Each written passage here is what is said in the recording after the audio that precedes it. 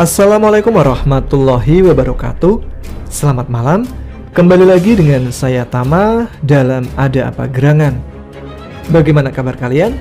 Semoga selalu diberikan kesehatan dan juga rezeki yang cukup. Menemani malam minggu kalian, ada sebuah cerita pendakian mistis yang dikirimkan oleh Mbak Syahira Kaila ketika dia dan teman-temannya mendaki ke salah satu bukit yang ada di Jepang. Ngomong-ngomong, setan gunung Jepang kayak apa ya? Daripada penasaran, kita langsung saja. Teman-teman, ada apa gerangan? Ceritanya mulai dari sini.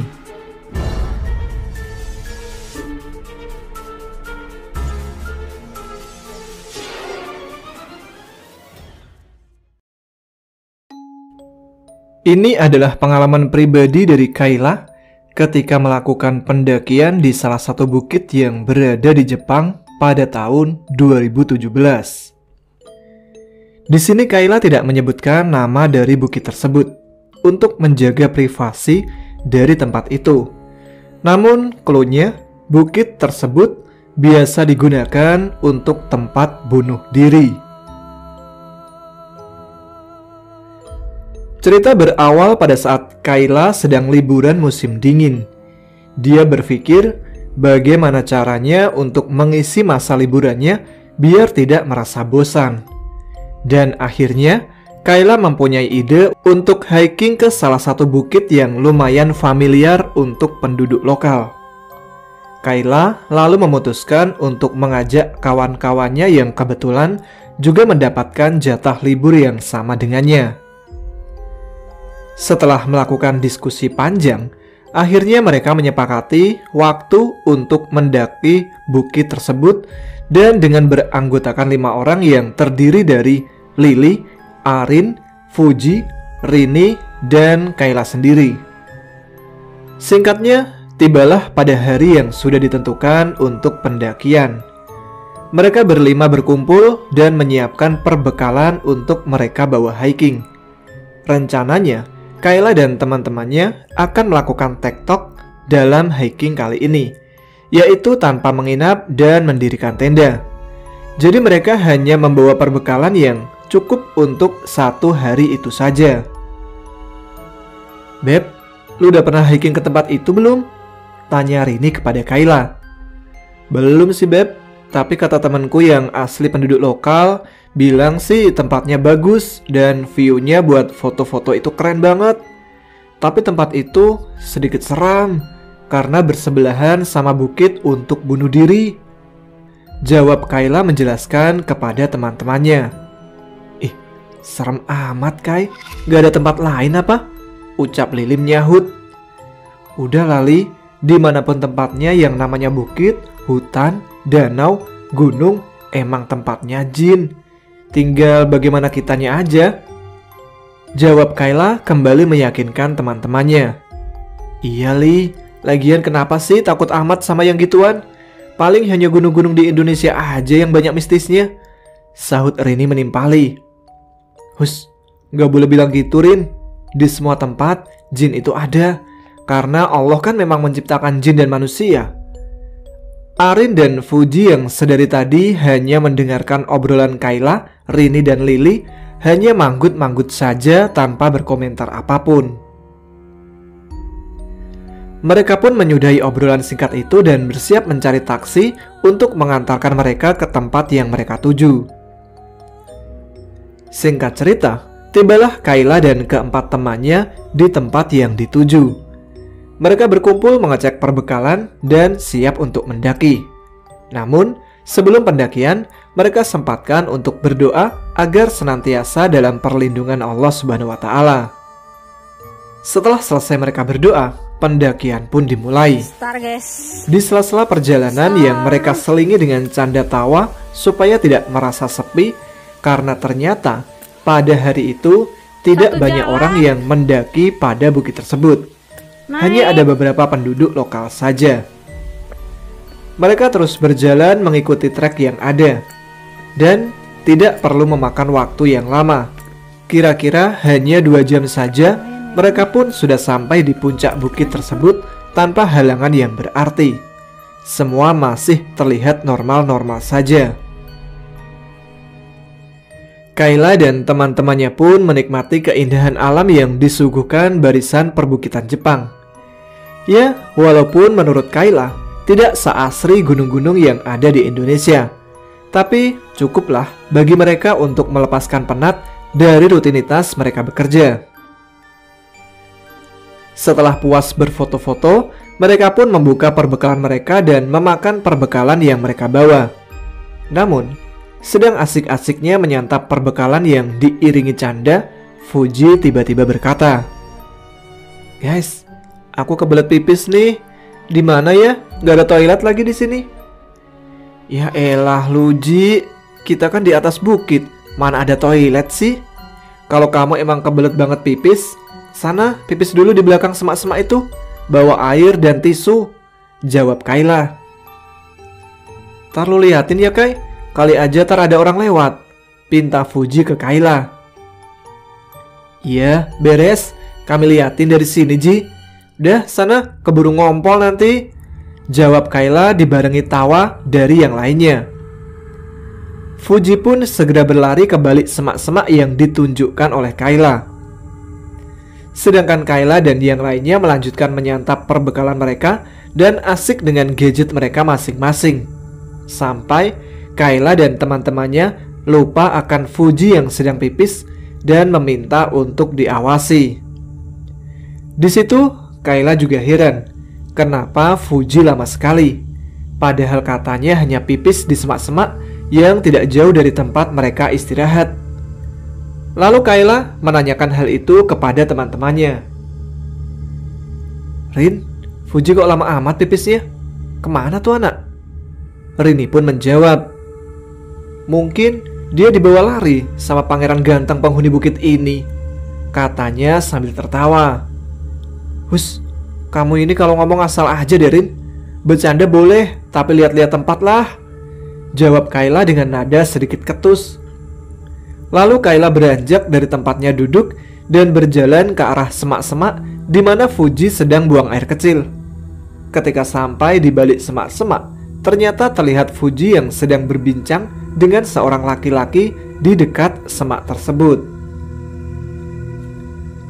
Laki-laki tersebut sepertinya penduduk lokal jika dilihat dari penampilannya yang terlihat kasual. Dia hanya memakai celana selutut, tas pinggang, dan t-shirt putih yang tipis, padahal saat itu udara cukup dingin yang mencapai 14 derajat Celcius. Bahkan Kayla sendiri harus memakai hoodie yang lumayan tebal untuk melindungi dari udara dingin. Namun tetap saja masih merasa kedinginan. Melihat keanehan itu, Kayla masih berpikir positif. Mungkin karena dia penduduk lokal, jadi suhu segini menurut mereka biasa saja. Kayla pun menghampiri Fuji dan berkata, Ji, lu buang air kecil kok lama amat? Aku pikir kamu pingsan," kata Kayla sambil bercanda kepada Fuji. "Ah, lu Kay, lebay amat. Oh iya, ini, kenalin, namanya Shin. Dia penduduk lokal sini," ungkap Fuji memperkenalkan teman barunya kepada Kayla. Kayla tersenyum kepada laki-laki itu sambil mengangguk. "Kamu temannya Fuji ya?" tanya Shin kepada Kayla. "Iya, namaku Kayla. Ngomong-ngomong, dari arah mana kamu start tadi? Kok kami nggak ngelihat kamu berjalan ngelewatin kami? Apa kamu lewat trek lain selain trek yang kami lewati tadi?" tanya Kayla kepada Shin.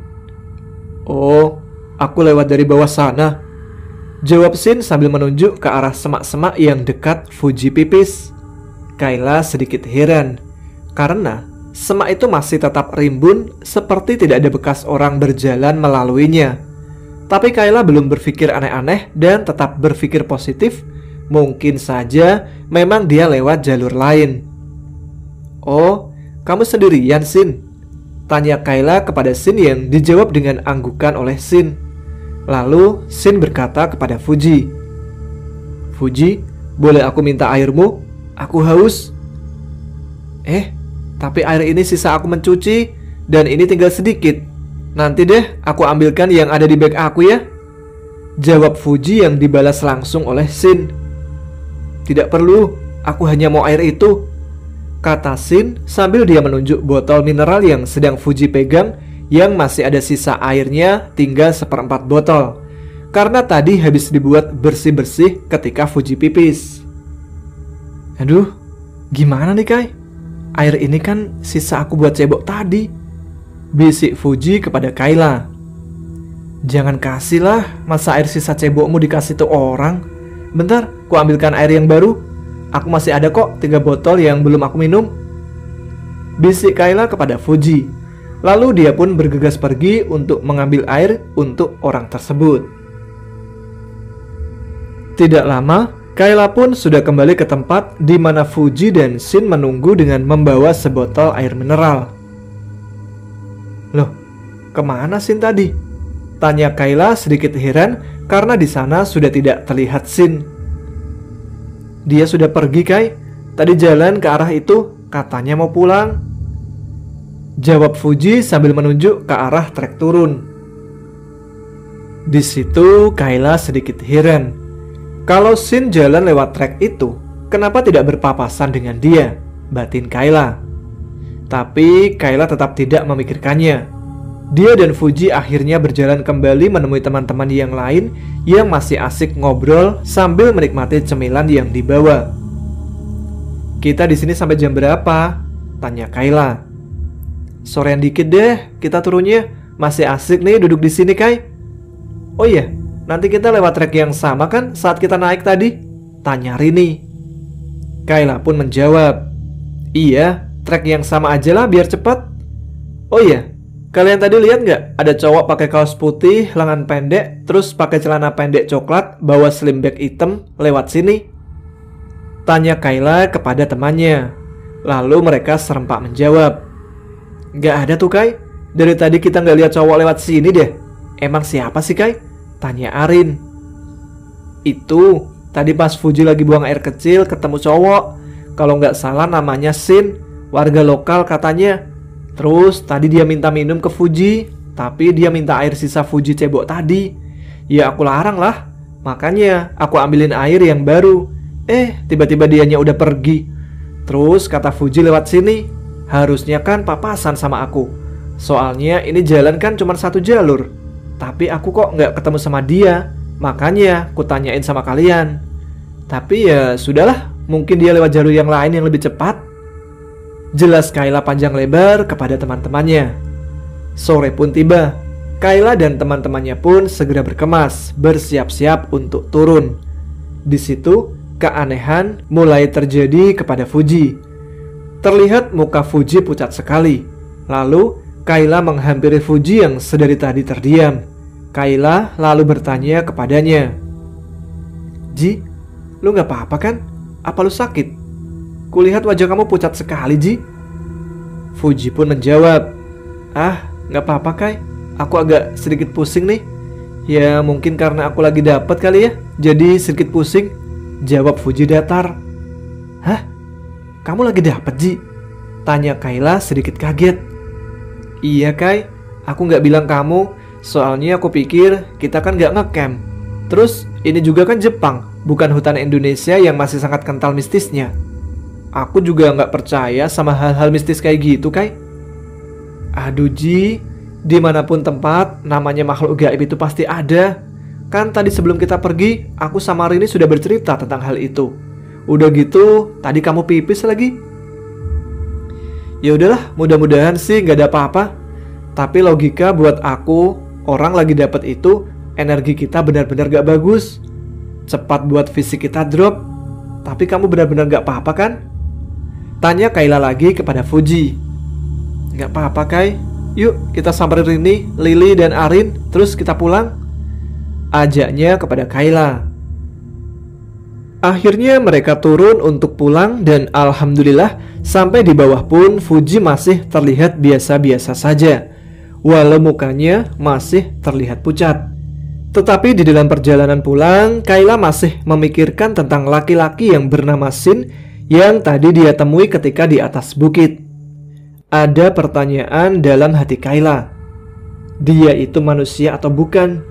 Kalau manusia, kenapa tiba-tiba sudah berada di tempat Fuji. Tapi pikiran itu segera ditepisnya, dan Kayla mencoba berpikiran positif. Singkat cerita, 3 hari berlalu sejak pendakian hari itu. Hari itu, Fuji menelpon Kayla dan mengabarkan bahwa dia sedang berada di rumah sakit.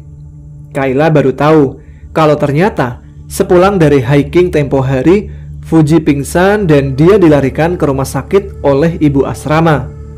Dan selama 3 hari itu, Fuji pingsan tidak kunjung siuman. Sampai akhirnya ibu asrama itu katanya mengundang seorang suhu dari kuil yang berada di dekat asramanya. Dan setelah Fuji siuman, barulah bisa mengabari Kayla tentang keadaannya. Lalu di situ dia pun menceritakan apa yang terjadi kepadanya ketika sampai di asrama. "Kai, aku sakit. Ibu asrama bilang aku tuh disukai oleh jin penghuni bukit bunuh diri itu," kata ibu asrama. "Ketika aku dalam keadaan gak sadar, aku tuh selalu mengucapkan nama bukit itu, terus minta diantar ke tempat itu. Tapi posisiku masih dalam keadaan pingsan. Tapi yang aku ingat, aku itu setelah sampai asrama terjatuh terus gelap semua. Pingsan kayaknya. Dan ketika aku sadar, aku seperti berada di sebuah rumah yang sepi. Dan rumah itu seperti bangunan rumah Jepang kuno. Lalu, kamu ingat Shin gak, Kai? Laki-laki yang tempo hari ngobrol sama aku di bukit." "Oh, iya ingat, Ji. Kenapa sama dia?" tanya Kayla sedikit heran. Lalu Fuji pun melanjutkan ceritanya. "Ternyata aku itu ada di rumah dia. Dia bilang katanya aku harus tinggal di sana bersamanya. Aku menolak, Kai. Aku menangis dan meminta pulang.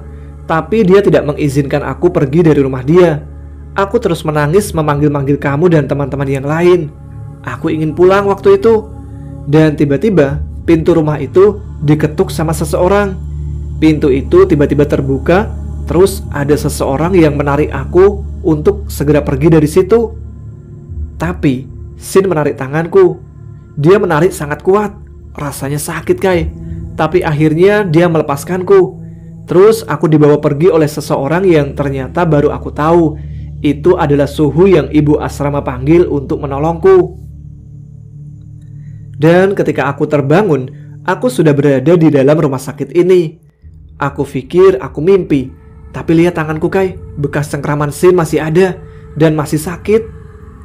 Sambil Fuji menunjukkan lengannya yang lebam seperti bekas cengkraman. Kayla hanya menasihati Fuji supaya lain kali jangan takabur karena dia berpikir alam lain itu hanya ada di Indonesia. Padahal Allah menciptakan jin dan manusia tidak hanya di Indonesia. Dan alhamdulillah sekarang Fuji sudah berada di Indonesia karena dia beda divisi sama Kayla. Kontrak Fuji tidak diperpanjang dan dia memilih kembali ke Indonesia. Sekarang dia bekerja di salah satu rumah sakit yang berada di Surabaya. Baiklah teman-teman, sekian cerita dari Kayla. Sekurang dan selebihnya aku minta maaf. Dan ceritaku ini tidak ingin mendapatkan pengakuan bahwa ini real atau fiksi. Yang jelas ini yang kami alami.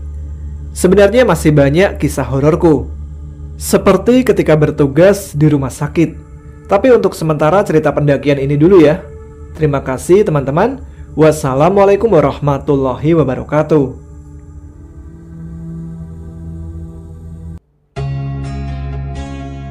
Terima kasih Mbak Kayla yang sudah berbagi pengalaman mistisnya. Ditunggu kiriman cerita berikutnya. Salam ya untuk teman-teman yang ada di Jepang. Semoga sehat selalu. Terima kasih juga untuk semua teman-teman Ada Apa Gerangan yang telah menyimak episode kali ini. Namun, sampai di sini saya menemani kalian. Kita jumpa lagi dengan cerita-cerita lain yang insya Allah tak kalah seru. Jangan lupa subscribe bagi yang belum. Tuliskan komen, tunjukkan eksistensi kalian. Jangan takut eksis, karena jomblo-jomblo yang eksis semoga kalian cepat mendapatkan pasangan.